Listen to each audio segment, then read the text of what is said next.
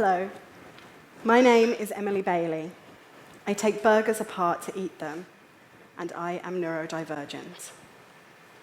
What does that mean? Well, I'll tell you. Neurodivergent people think and process information in ways that differ from neurotypical people. Neurotypical people think in ways that are typical for their culture, age, and stage of development. So, a neurodivergent person might find it difficult to focus on one thing at a time, or they might be able to notice patterns that neurotypical people wouldn't. Some neurodivergent people can be more sensitive to textures, smells, or sounds. I can usually hear a mobile phone vibrating in someone's bag when no one else can. Some aspects of neurodivergence can feel positive, and others feel difficult to deal with. Some conditions that fall under the umbrella term of neurodivergent include autism, ADHD, dyslexia, and dyspraxia. I was in my mid-20s when I began to suspect it, and in my early 30s before I was formally diagnosed with autism and ADHD. You may be thinking, what took so long? Well, so was I. Through my journey to discover my neurodivergence, I've had so many of what I call aha moments, and each one is equal parts relief and frustration. But I'm getting ahead of myself now. Let's go back to the beginning. I was a bright child. I enjoyed school, and I was good at it. So good that a teacher told me to twiddle my thumbs when I finished an assignment too quickly. I devoured book after book, constantly reading something, immersing myself in fictional worlds and studying non-fiction with a passion for learning that's followed me into adulthood. I was not very good at making friends. But because I was a good student, nobody was worried. Well, I was worried. It's not that I felt different to other people exactly. I just thought they coped better with life than I did. And this thought followed me through life pretty much till I got diagnosed. As a teenager, I loved writing assignments, but I really struggled with exams. Of course, looking back, I can see what the problem was. One of my aha moments was realizing the sensory impact of taking exams. In a sports hall with 200 other students, sat at flimsy one-person desks in uncomfortable chairs, hearing every tiny sound because there was no talking, my brain was overwhelmed. With every cough, sigh, squeak, and pencil scratch, I found I couldn't focus on the paper in front of me. My exam results were so bad, they brought the A's and B's I got for coursework down to D's. But still, no one was worried. I was furious at myself. Why couldn't I deal with life like everybody else could? Was I stupid?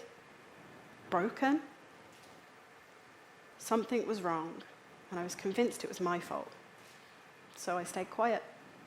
I did my best for as long as I could, and when it got too much, I opened up to family, and I saw a doctor, who first diagnosed me with depression, and then anxiety, and then bipolar disorder. But autism was never even mentioned. I tried to do my own research. I looked into other people. I read online articles from people who said that they blamed their childhood for the way they were. But I was lucky. I have a very supportive family, and they've always been there for me. So again, I was without an answer as to why I am the way I am. Through college and my first job in retail, I struggled. Every day I struggled, frustrated at not having a reason for why I was such a mess. I just believed it was who I was, that I was defective, pathetic. And I told myself that every day. Through my mum, I found my way into working in schools, and by chance had the opportunity to train to support children with autism. As I studied, I had one big question come to mind. Wait, You mean this isn't how everyone thinks? A light bulb went on in my brain. It's like I was reading about myself. I was relieved to know that my struggles might have an answer. And then I was angry that I'd been struggling for so long with nobody noticing. And then I was ashamed. Surely, if this was the reason, someone would have known, right?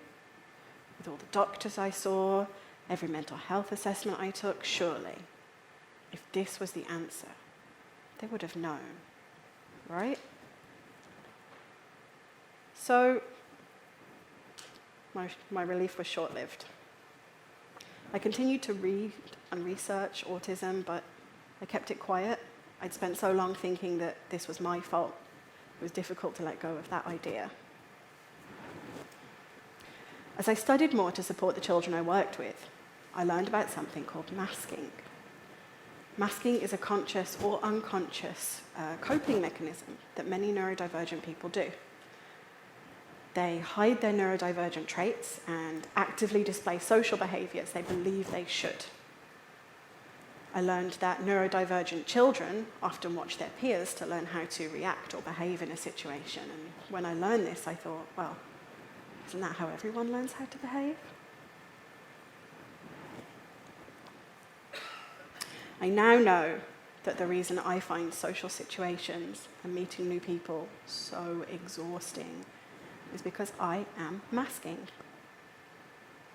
Unfortunately, a lifetime of masking means that it was more difficult for mental health professionals to see behaviours that may have led to a diagnosis earlier. And it means that friends and family had no idea that something strange was going on. Even after this realisation, I kept my research pretty private. I sort of felt like an imposter. And this continued until I worked up the courage to get formally diagnosed, like many women, as an adult. But that was not the end of my journey, not by far. The diagnoses of autism and ADHD gave me the courage I needed to talk to my friends and family and really start to research what neurodivergence means to me. So that's what I've been doing, and I'm still doing. I have aha moments several times a week.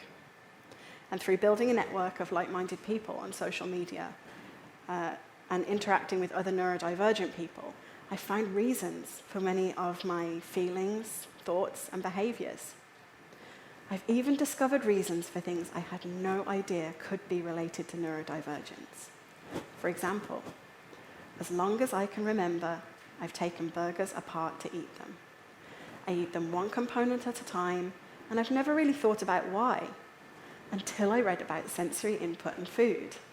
And then I realized, with so many tastes and textures and temperatures and sounds and smells in a burger, I can't focus. My brain is overwhelmed.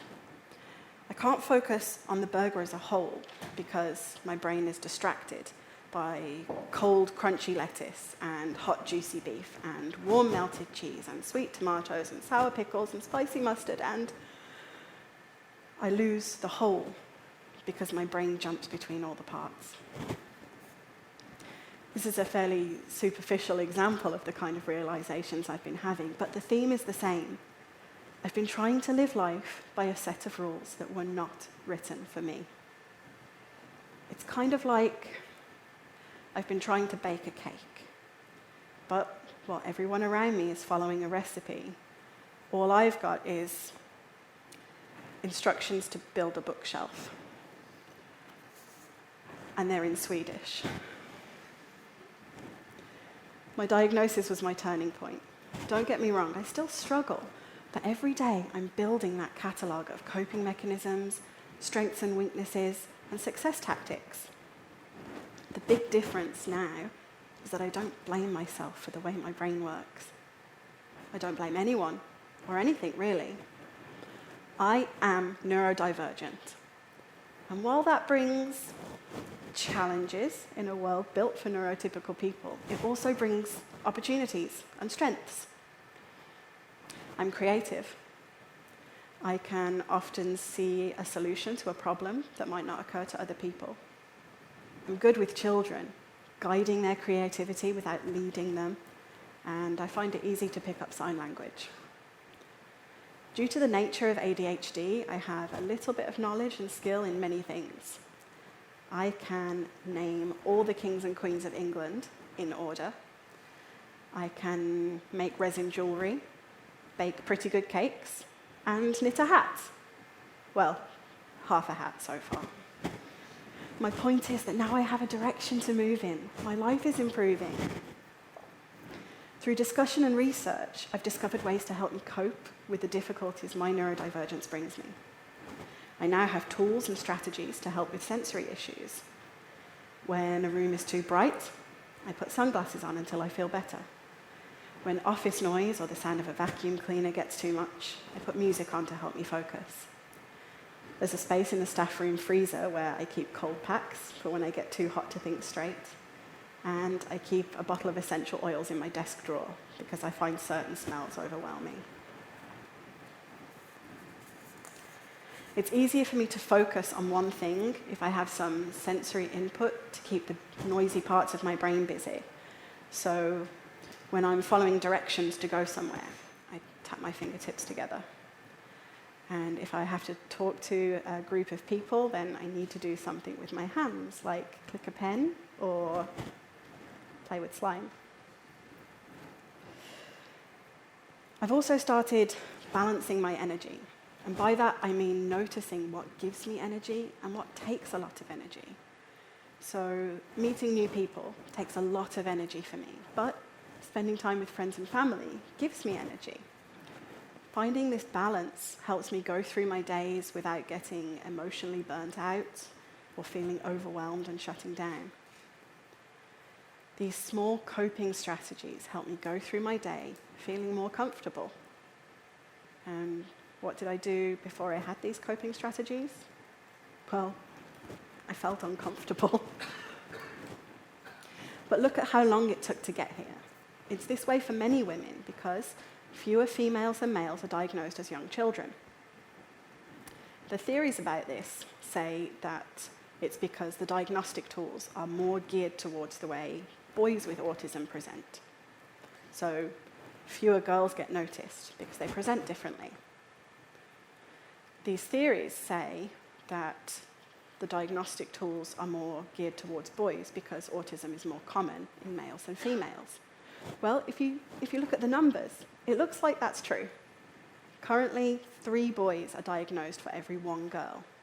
But I ask you, if the diagnostic tools included the ways that females with autism present, would that number be closer to equal? I grieve for my lost years, the decades spent blaming myself, hating the way my brain worked, and driving myself to exhaustion with masking.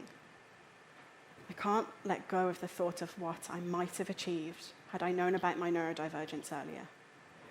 But I can use what I know now to be kinder to myself, to work with my brain instead of against it, and to learn to use my neurodivergence to help others.